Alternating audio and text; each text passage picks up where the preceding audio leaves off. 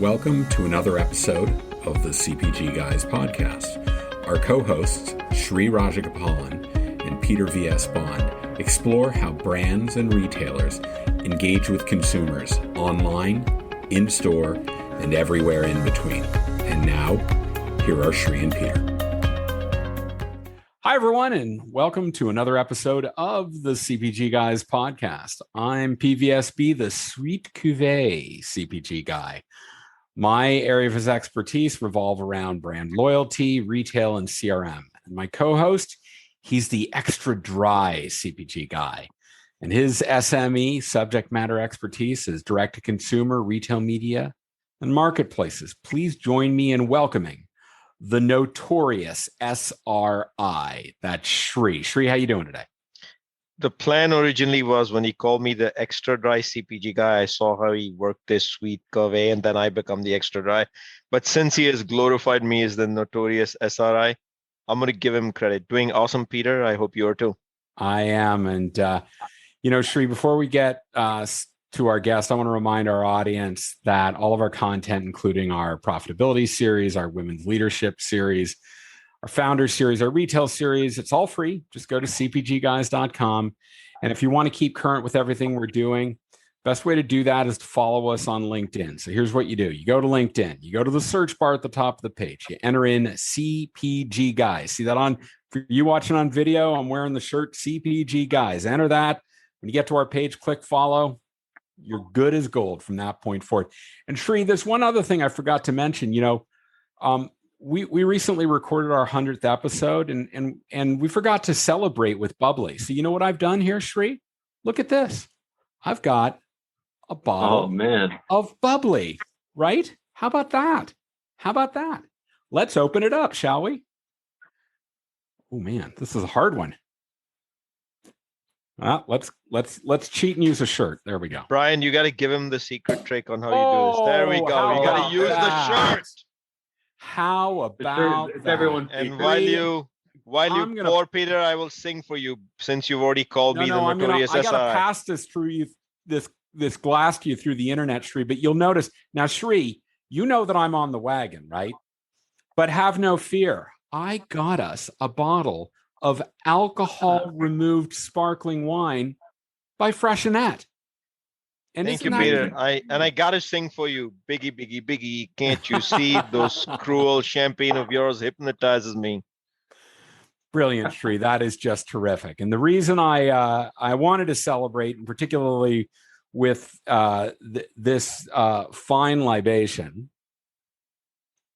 Oh, yummy. Our guest today plays a role in two of our favorite things, Sri. That being e-commerce and adult beverages. I mean, that's pretty much our big two, right, Sri? So if you listen to the podcast, you've heard us talk about the meteoric rise of e-commerce in the beer, wines, and spirits business with the rise of Drizzly, Reserve Bar, and even Instacart, just to name a few. And while brands, particularly in the wine segment, have been engaging in D2C activities through wine clubs for years, for the other areas, the demand for delivery alcohol has grown exponentially since the beginning of the pandemic over a year ago. Here to help us decompose how a primarily sparkling wine importer is building an e-commerce strategy in this transformative time is the Senior Director of E-commerce at Freixenet Mionetto USA, a leading sparkling wine importer in the country. He's an avid listener of the podcast. We love that about him, Sri, don't we? Absolutely. So please join Sri and me in welcoming Bryan Melo to the podcast. Bryan, how you doing today? Peter, Sri, doing great. Thank you very much for having me. This is really great. Thank you so much. Great, Bryan. I'm not gonna make you spell out the name of your company. We're gonna spare you that. What we're gonna do is we're gonna put a link to Freixenet Mionetto's corporate site, their brand site, in the digital liner note to the podcast. But before we get started, would you please provide our audience with some history behind Freixenet Mionetto's USA business? So I guess I'll take it back to the beginning. We started it was really 1997 when our current CEO, Enrique Giola, came to the U.S. and brought his passion for Prosecco here and really introduced Prosecco to the U.S. What started as a very much so a grassroots efforts, going door to door, pouring at consumer events and not taking no for an answer, eventually turned in. We a year later set up shop in Brooklyn with our first office, Mionetto USA. And then fast forward a few years after that, in 2009, Mionetto became part of the global sparkling leader, which is Henkel & Co. And then fast forward a few years later to 2011, we actually expanded the portfolio into our wine and estates portfolio, which we now refer to as artisanal as well. And then in 2019, Henkel and Freixenet merged to form really the #1 global sparkling player in the world. And at that point, the two U.S. arms, which was Freixenet and Mionetto, joined forces and became Freixenet Mionetto USA. And here we are today. Well, that was great, Bryan. Appreciate you giving us kind of a breakdown of the history. So why don't we get to the questions? We've got a lot of interesting ones for you. So let's get right to it. You know, Bryan, I met you actually not recently. I met you a number of years ago at your prior position. It's not your first rodeo in either e-commerce or adult beverages. You previously served a similar role at Saint Michel Wine Estates. Can you give our audience a fundamental understanding of what your role is and the responsibilities you undertake vis-a-vis e-commerce for Freixenet Mionetto USA? Essentially, drawing the blueprints and helping build our company's digital strategy. So that covers a few different aspects. One of which is, e-commerce pure play retailers, like think the Amazons, Wine.coms, and GoPuffs of the world. Second is marketplaces, things like Instacart and Drizzly and Minibar and those players. Working closely with our marketing teams, social media strategy teams, and that. And then, of course, building new capabilities and technology. So I get to wear quite a few different hats, but it keeps every day interesting. First of all, welcome to the show. I am an avid lover of all the brands that you already spoke to and represent. And Peter beat me to it today with the actual bubbly pour, but Peter was the non-alcoholic version. So I won't continue with the sentence. Well done, Peter. Your commitment today is awesome. So I want to start getting a little bit more deeper, Bryan, into the products that you have, the subcategories that you work in. And one of those is, given primarily that the primary focus is sparkling wine, needless to say, it's a very occasion-based usage, celebratory in nature more than anything else in consumer consumption. When your role as an e-commerce captain, how does this occasion-based need state work into e-commerce in your strategic activities that you're doing in e-commerce? Sparkling wine is fairly unique. There's very few products in the world like sparkling wine. And the reason for that is, there's very few products in the world that are directly tied to a human feeling or a human sentiment, right? And so what's great about sparkling is we kind of sit at this cross section between two major occasions, and the first of which is actually everyday consumption. So years ago, people drank sparkling wine at weddings, but Prosecco and Cava, today they're largely under $20. They're very approachable, light and crisp and refreshing, very food friendly, and it's becoming more of an everyday consumption type of a category, and that's certainly attributed to a lot of the growth we've seen in sparkling over the years. But the second occasion, which you touched on there, is celebration. And the word celebration is used in particular because it's separate than a special occasion. So celebrations are irrespective of size. They can be large, but it can also be catching up with a family member on a Tuesday night, or simply celebrating the end of a workday. And so how those two occasions kind of play into what we do with e-commerce and strategies is we've noticed a few things, both of which are great trip drivers. So for the standpoint of a retailer, they get the consumer online and to start shopping, or they get them in the store. So that's fantastic. And the second, one of the things I noticed early on with the company was that, particularly in e-commerce, rarely do the consumer buy just a single bottle. Normally it's either 2 bottles or 3 bottles at a time. And so it becomes a great basket ringer as well.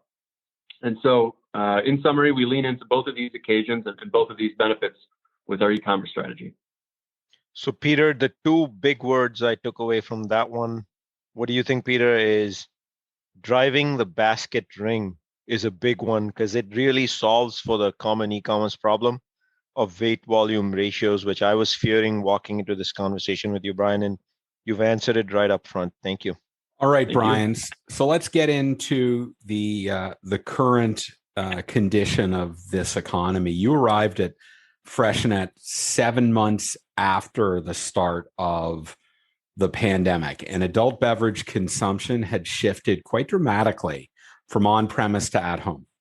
So looking at the responsibilities you were charged with leading, what was at the top of your list to ensure that your brands would help consumers adapt to this new demand model and that your brands would still be relevant in it? So for me, it was unquestionably understanding our portfolio's ecosystem and all of its complexities.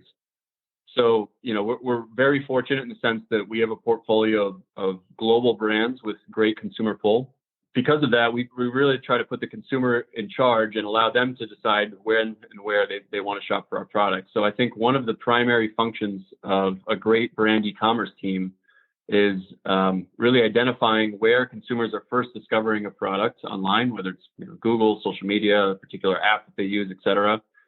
And then actually mapping out all the different touch points and paths that they take before they make a purchase.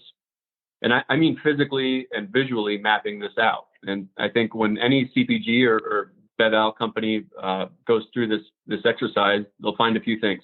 Number one, it's very time consuming and it's a big project. And number two, it's incredibly complex.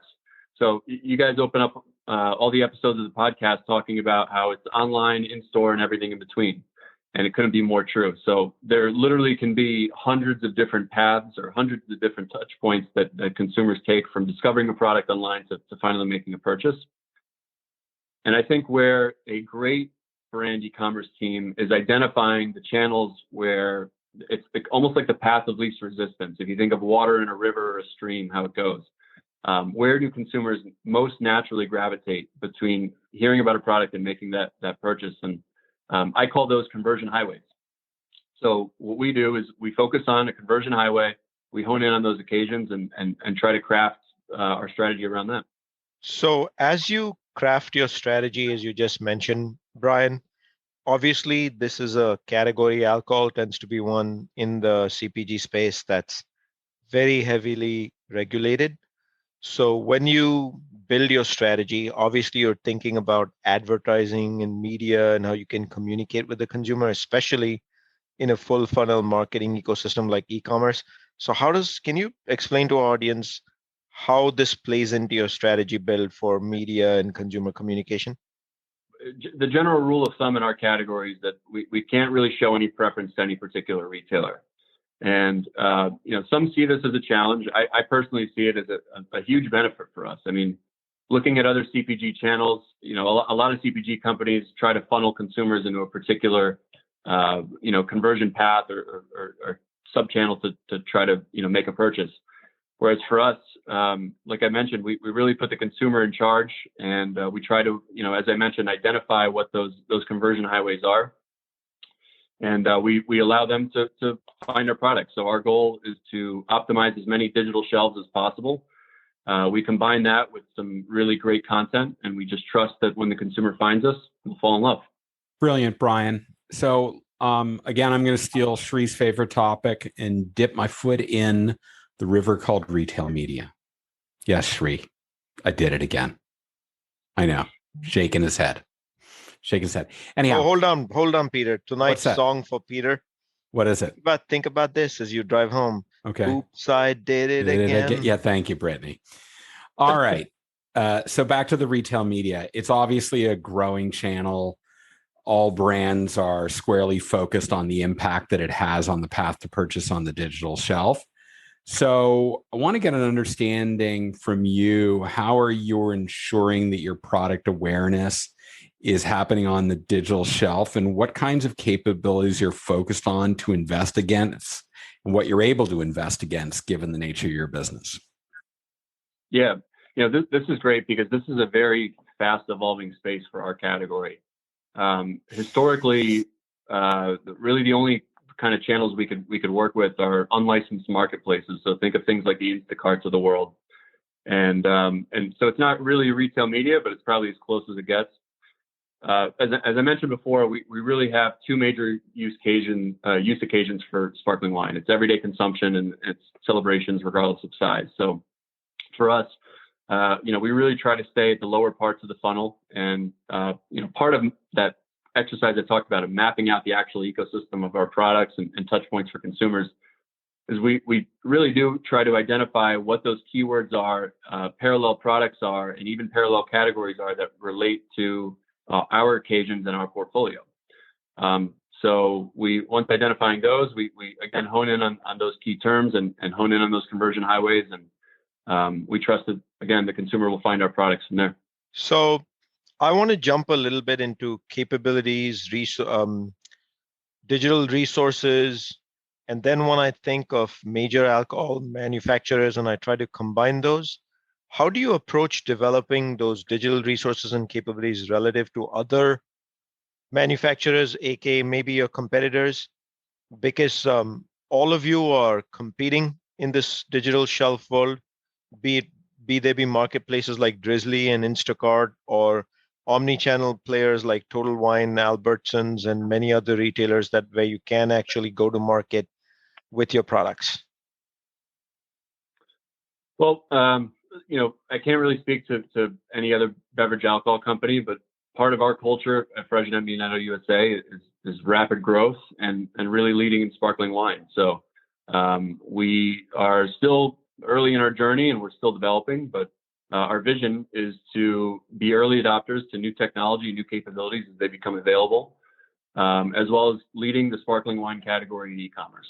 So when we do work with key partners and platforms and retailers, et cetera, we try to bring a unique perspective to the table. And what we do is we marry really two practices. The first of which is e-commerce, so things like the digital shelf and great content and conversion, et cetera. And the second is the nuances that come with a sparkling wine consumer, as I kind of touched on, and what they look for and what kind of comes with the shopping trip for them. So it's an interesting point of perspective, and I think a lot of retailers, platforms, and partners find that to be fairly unique from us. That's very helpful, Bryan.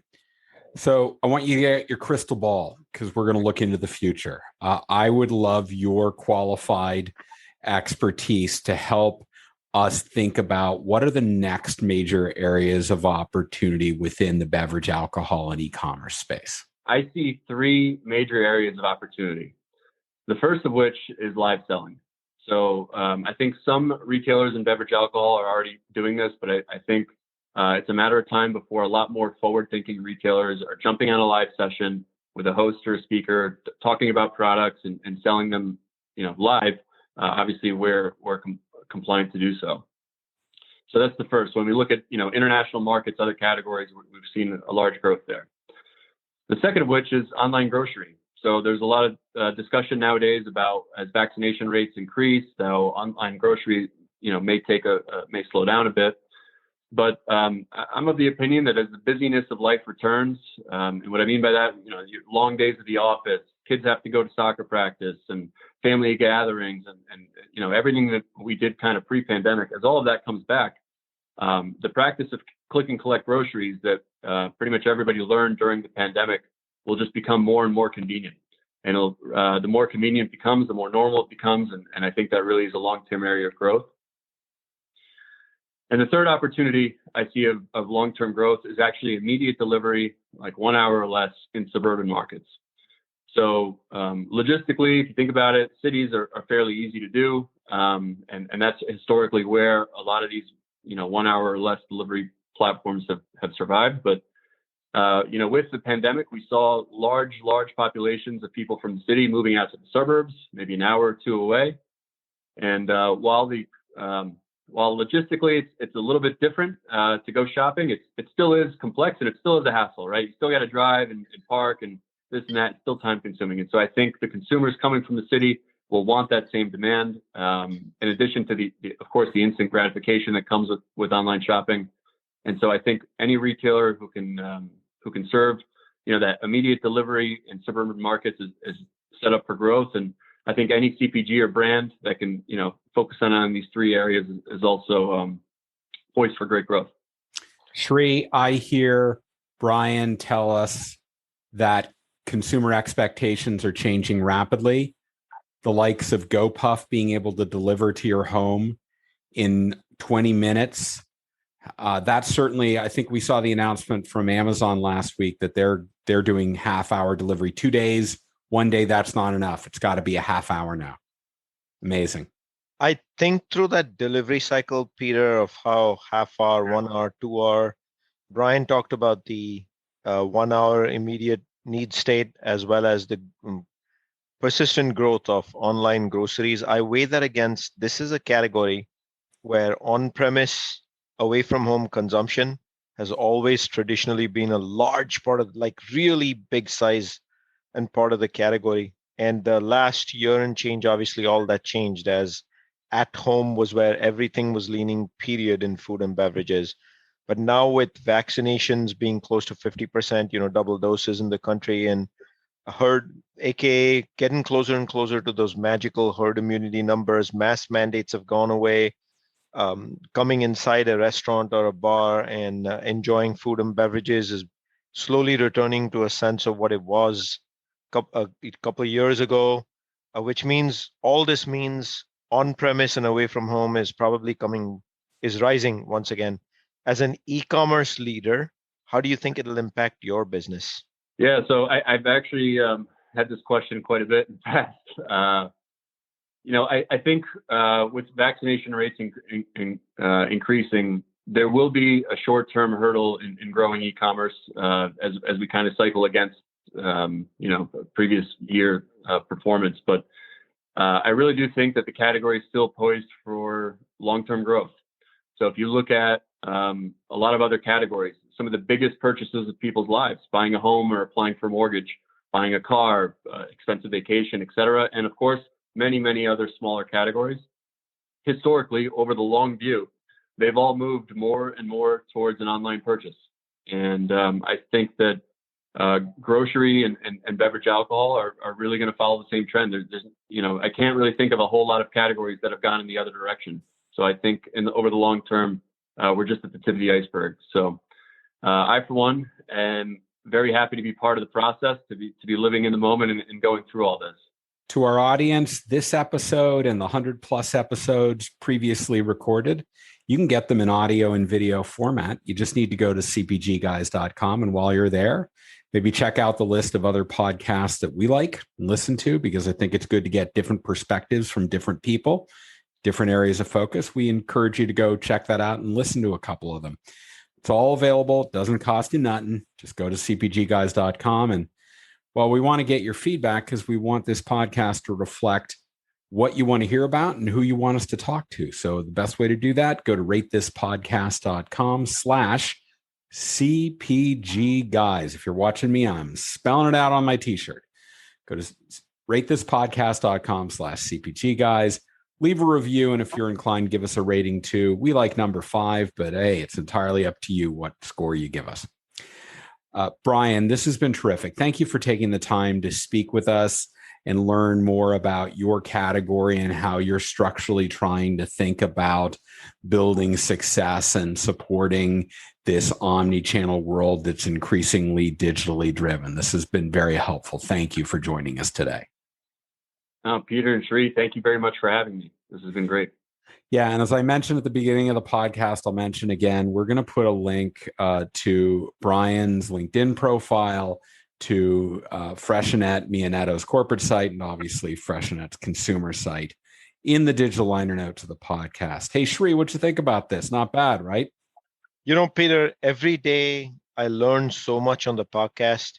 This category has always intrigued me, how you do e-commerce. So, Bryan, I want to thank you for coming on board and demystifying many of the mysteries here on how this category works on e-commerce and delivery and things of that nature. But Peter, I feel to close out this episode, it would be very unfitting since we decided singing is the way of life.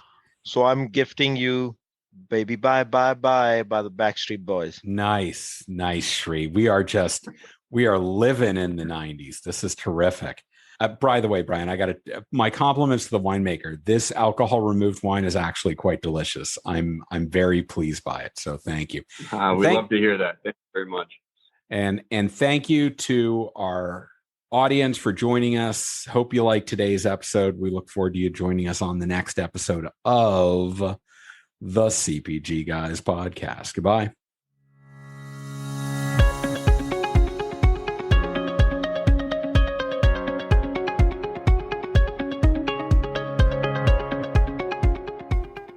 The content in this podcast episode is provided for general informational purposes only.